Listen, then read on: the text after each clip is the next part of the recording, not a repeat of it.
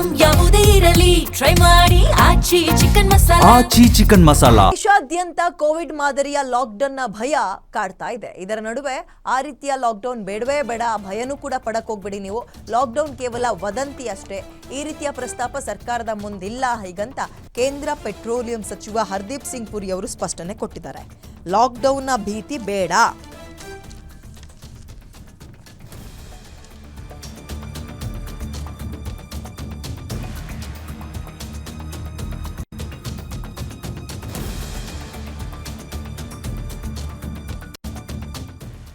ಭಾರತದಲ್ಲಿ ತೈಲ ಮತ್ತು ಅನಿಲ ಅಭಾವದ ಹಿನ್ನೆಲೆಯಲ್ಲಿ ಲಾಕ್ಡೌನ್ನ ಭೀತಿ ಅಂತ ವದಂತಿಗಳು ಹಬ್ಬುತ್ತಾ ಇದೆ.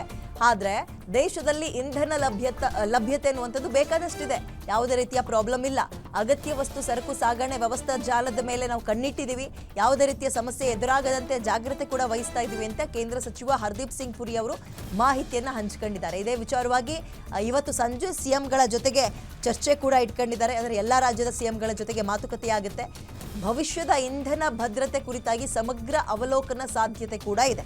ಸೊ ಇವತ್ತು ಸಂಜೆ ಏನೆಲ್ಲ ಚರ್ಚೆಗಳಾಗುತ್ತೆ, ಎಲ್ಲ ರಾಜ್ಯದ ಸಿಎಂಗಳ ಜೊತೆಗೆ PM ಏನು ಚರ್ಚೆ ಮಾಡ್ತಾರೆ ಅನ್ನುವಂಥದ್ದನ್ನ, ಆ್ಯಂಡ್ ಕೃತಕ ಅಭಾವ ಎಲ್ಲಿ ಸೃಷ್ಟಿ ಆಗ್ತದೆ ಅದ್ರ ಮೇಲೆ ಹೇಗೆ ಕಣ್ಣಿಡಬೇಕು ಅಂತ, ಆ್ಯಂಡ್ ಈಗ ಆಗ್ತಾ ಇರುವ ಯುದ್ಧದಿಂದ ನಮಗೇನಾದರೂ ಪ್ರಾಬ್ಲಮ್ ಆಗುತ್ತಾ ಮೇಜರ್ ಆಗಿ, ಮತ್ತಷ್ಟು ಮಾಹಿತಿ ನನ್ನ ಕಲೀಗ ದಿಲೀಪ್ ನೀಡ್ತಾ ಹೋಗ್ತಾರೆ. ದಿಲೀಪ, ಈಗ ಈ ಲಾಕ್ಡೌನ್ ಅನ್ನುವಂತಹ ಪದ ಪ್ರಸ್ತಾಪ ಆಗಿದ್ದು ಈ ಯುದ್ಧದ ಸಂದರ್ಭದಲ್ಲಿ ಆರಂಭದಲ್ಲಿ ದೇಶದ ಪ್ರಧಾನಿಗಳು ಈ ಯುದ್ಧಕ್ಕೆ ಸಂಬಂಧಪಟ್ಟಂತೆ ಮಾತನಾಡಿದ್ಮೇಲೆ, ಸೊ ಯಾಕೆ ಈ ರೀತಿಯ ಚರ್ಚೆಗಳು ವದಂತಿಗೆ ಕಾರಣ ಏನು?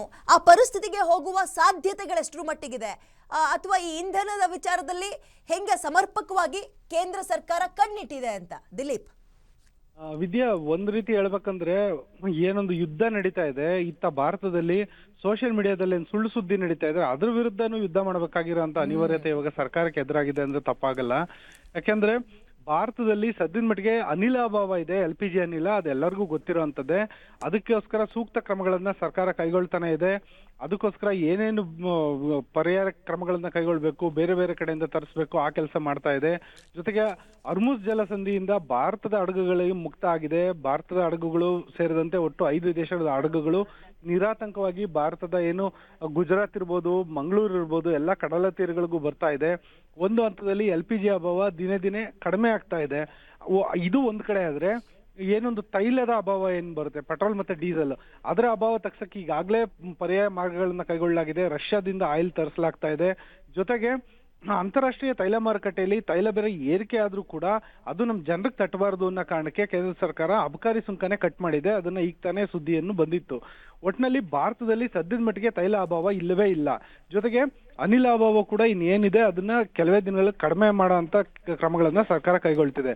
ಆದ್ರೆ ಇಲ್ಲಿ ಒಂದು ಜನ ಏನು ತಪ್ಪು ತಿಳುವಳಿಕೆ ಆಯ್ತು ಅಂದ್ರೆ, ನಾವು ಈ ಒಂದು ಸಮಸ್ಯೆಯನ್ನ ಕೋವಿಡ್ ಮಾದರಿಯಲ್ಲಿ ಎದುರಿಸಬೇಕು ಅಂತ ಹೇಳ್ಬಿಟ್ಟು ಪ್ರಧಾನಿ ಮೋದಿ ಕಳಕಳಿಯನ್ನ ವ್ಯಕ್ತಪಡಿಸಿದ್ರು ಲೋಕಸಭೆಯಲ್ಲಿ ಮತ್ತೆ ರಾಜ್ಯಸಭೆಯಲ್ಲಿ ಮಾತಾಡುವಾಗ. ಆದ್ರೆ ಅದನ್ನ ಈ ಸುಳ್ಳು ಸುದ್ದಿ ವದಂತಿಕೋರರು ಏನ್ ಮಾಡಿದ್ದಾರೆ, ಅದನ್ನ ಲಾಕ್ಡೌನ್ ಹಾಕ್ಬಿಡ್ತಾರ ಅನ್ನೋ ರೀತಿ, ಈ ಲಾಕ್ಡೌನ್ ಅನ್ನೋ ಪದ ಇದೆಯಲ್ಲ, ಅದು ನಿಜವಾಗ್ಲೂ ಜನಗಳಿಗೆ ಆತಂಕ ಸೃಷ್ಟಿ ಮಾಡುತ್ತೆ. ಯಾಕಂದ್ರೆ ಕೋವಿಡ್ ಟೈಮಲ್ಲಿ 2ರಿಂದ 3 ಬಾರಿ ಏನ್ ಲಾಕ್ಡೌನ್ ಬಂತು, ಆ ಸಂದರ್ಭದಲ್ಲಿ ವ್ಯಾಪಾರ ವಹಿವಾಟು ನಿಂತೋಯ್ತು, ಇಡೀ ನಗರಗಳೇ ಸ್ತಬ್ಧ ಆದ್ವಲ್ಲ, ಆ ರೀತಿ ಸನ್ನಿವೇಶ ಬರುತ್ತೆ ಅಂತ ಕೇವಲ ಕ್ಲಿಕ್ ಬೈಟ್ಗೋಸ್ಕರ, ಕೇವಲ ತಮ್ಮ ವ್ಯೂವರ್ಶಿಪ್ ಹೆಚ್ಚಿಸ್ಕೊಳಕ್ಕೋಸ್ಕರ ಈ ಸೋಷಿಯಲ್ ಮೀಡಿಯಾಗಳಲ್ಲಿ ಈ ರೀತಿ ವದಂತಿ ಹಬ್ಬಿಸೋ ಜನಗಳಿಂದಾಗಿ ಇವತ್ತು ಜನ ದೊಡ್ಡ ಮಟ್ಟದಲ್ಲಿ ಭಯಭೀತಿಗೊಳಗಾಗಿದ್ದಾರೆ.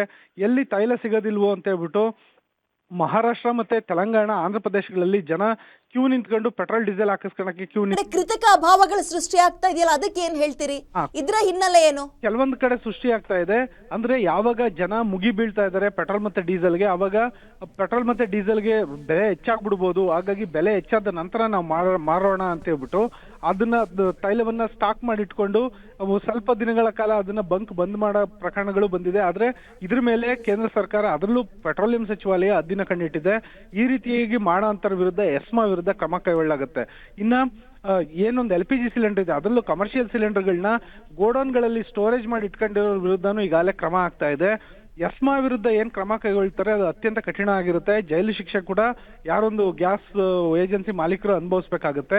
ಹಾಗಾಗಿ ಅವೆಲ್ಲ ವಿಚಾರದ ಬಗ್ಗೆ ಸರ್ಕಾರ ಹದ್ದಿನ ಕಣ್ಣಿಟ್ಟಿದೆ. ಆದ್ರೆ ಜೊತೆಯಲ್ಲೇ ಈ ಸುಳ್ಳು ಸುದ್ದಿಗಳನ್ನ ಏನ್ ಹರಡ್ತಾ ಇದ್ದಾರೆ ಅದರಲ್ಲೂ ಸೋಷಿಯಲ್ ಮೀಡಿಯಾ ಬಳಸ್ಕೊಂಡು ಅದರ ವಿರುದ್ಧ ಕೂಡ ಕಠಿಣ ಕ್ರಮ ಕೈಗೊಳ್ಳಕ್ಕೆ ಇವಾಗ ಸರ್ಕಾರ ಮುಂದಾಗಿದೆ.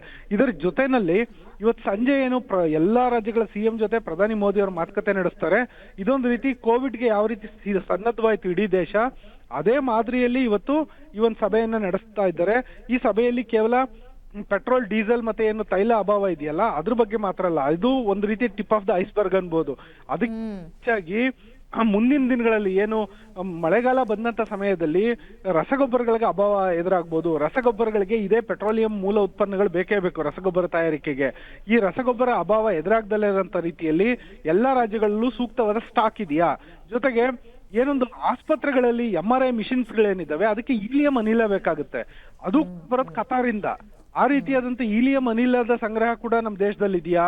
ಹೀಗೆ ನಾವು ಮನೆಗೆ ಒಂದು ಬಳಸುವಂತ ಏನೊಂದು ಪೇಂಟ್ ಇಂದ ಹಿಡಿದು ನಾವು ಬಳಸುವಂತ ಟೂತ್ ಬ್ರಷ್, ಟೂತ್ ಪೇಸ್ಟ್ ವರ್ಗುನು ಎಲ್ಲದಕ್ಕೂನು ಪೆಟ್ರೋಲಿಯಂ ಮೂಲ ಉತ್ಪನ್ನಗಳು ಬೇಕೇ ಬೇಕು. ಅದರಲ್ಲೂ ಪೆಟ್ರೋಕೆಮಿಕಲ್ಸ್ ಅಂತ ಏನಂತೀವಿ ಅದಂತೂ ಅತಿ ಮುಖ್ಯ. ಹಾಗಾಗಿ ಪೆಟ್ರೋಕೆಮಿಕಲ್ಸ್ ಅಭಾವ ಎಲ್ಲೆಲ್ಲ ಆಗ್ತಿದೆ ಆ ಎಲ್ಲದ್ರ ಬಗ್ಗೆನೂ ಸಮಗ್ರವಾಗಿ ಚರ್ಚೆ ಮಾಡೋದಕ್ಕೆ ಇವತ್ತು ಪ್ರಧಾನಿ ಸಾರಥ್ಯದಲ್ಲಿ ಒಂದು ಸಭೆಯನ್ನ ಕರೆದಿದ್ದಾರೆ. ಜೊತೆಗೆ ಏನ್ ಕೇಂದ್ರ ಸರ್ಕಾರದ ಎಲ್ಲಾ ಪ್ರಮುಖ ಸಚಿವಾಲಯಗಳು ಕೂಡ ಈ ಸಭೆಯಲ್ಲಿ ಹಾಜರಿರುತ್ತವೆ. ಕೇಂದ್ರ ರಾಸಾಯನಿಕ ಸಚಿವಾಲಯ ಇರ್ಬೋದು, ಪೆಟ್ರೋಲಿಯಂ ಸಚಿವಾಲಯ ಇರ್ಬೋದು, ಎಲ್ಲರೂ ಇರ್ತಾರೆ. ಆದ್ರೆ ಜೊತೆನಲ್ಲಿ ನಾವು ಜನಗಳು ಏನಂದ್ರೆ ಈ ಸುಳ್ಳು ಸುದ್ದಿಗಳನ್ನ ನಂಬಾರ್ದು, ವದಂತಿಗಳನ್ನ ನಂಬಾರ್ದು. ಏಕಾಏಕಿ ಹೋಗ್ಬಿಟ್ಟು ಪೆಟ್ರೋಲ್ ಬಂಕ್ ಮುಂದೆ ಸಾವಿರಾರು ವಾಹನಗಳು ಕ್ಯೂ ನಿಂತ್ರೆ ಸಹಜವಾಗಿನೇ ಪೆಟ್ರೋಲ್ ಖಾಲಿ ಆಗುತ್ತೆ. ಜನ ಬಿಂದಿಗೆಗಳಲ್ಲಿ ಬಕೆಟ್ಗಳಲ್ಲಿ ಪೆಟ್ರೋಲ್ ತುಂಬಿಸಿಟ್ಕೊಂಡ್ರೆ ಅದನ್ನ ನೀರ್ ತರ ಇರುತ್ತಾ, ಅದು ಆವಿಯಾಗಿ ಹೋಗುತ್ತೆ. ಹಾಗಾಗಿ ಜನ ಅದ್ರನ್ನ ಆ ಒಂದು ಪರಿಜ್ಞಾನ ಬೆಳೆಸ್ಕೊಬೇಕಾಗುತ್ತೆ. ಡೀಸೆಲ್ ಅಭಾವ ಎದುರಾಗಲ್ಲ ಅನ್ನೋದು ಜನಗಳ ಮನ್ಸಿಗೆ ಹೋಗ್ಬೇಕಾಗಿದೆ ಇವಾಗ Vidya. Yes, thank you Dilip details.